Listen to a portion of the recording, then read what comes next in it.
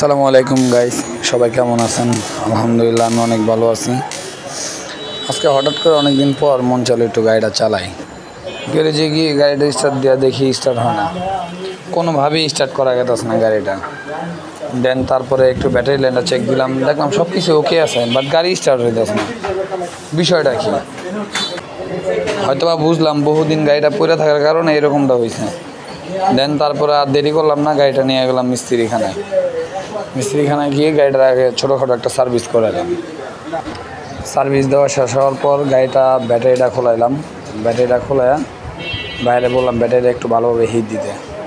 তাই ব্যাটারিটা নিয়ে গেলো দোকানের মধ্যে, নিয়ে গিয়ে আগে হিটটা মারলো। প্রথম ব্যাটারিতে কোনো রেসপন্সই পাওয়া যায় নাই। পরে একটু হিট দেওয়ার পরে 2-4টা বাড়ি দেওয়ার পরে ব্যাটারিটা দেখি না, মোটামুটি শর্ট খাইতেছে।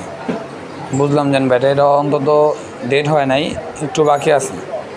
তাই ভাই সবার কাছে একটা রিকোয়েস্ট, যেই বাইকে চালান বহুদিন যদি গাড়িটা ঘরে ফালায় রাখেন, অন্তত মাঝে মধ্যে গাড়িটা একটু স্টার্ট দিয়ে রাখবেন, অন্তত ব্যাটারিটার জন্য। পরে ভাবলাম গাড়িটা যেহেতু ফুলছি, তাহলে একবারে এয়ার ফিল্টারটাও চেক দিই।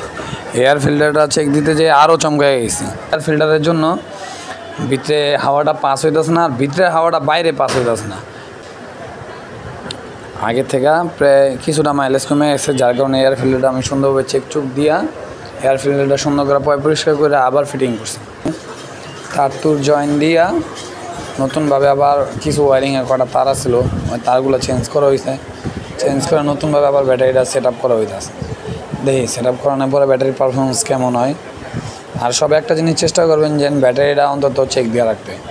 ব্যাটারি লাইনটা লাগাইতেছে, ব্যাটারি লাইনটা লাগাইয়া আমরা নতুনভাবে চেক দিয়ে দেখুক কী হয়। নতুনভাবে চেক দেওয়া যদি ব্যাটারি লাইন সফল হয়, তাহলে হয়তো বা ব্যাটারি এটা দিয়ে কিছুটা দিন চালানো যাবে।